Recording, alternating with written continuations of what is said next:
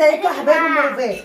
النهارده بقى اعمل تحدي انا ورفاق. انتوا عارفين ام رفاق بتعمل تحدي ليه يا ورفاق؟ عشان تاكل، فده الحل الوحيد اللي اي ست عاوزه تاكل بنتها تعمل معاها تحدي.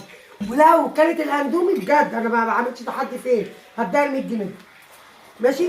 باقي الفيديو يا جماعه ادخلوا على اليوتيوب وهتشوفوه. بحبكم.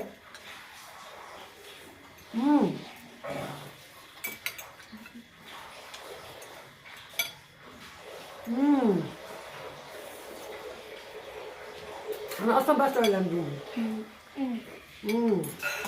الله. تعرف بتنفذ ماما قليلة وهو أكبر.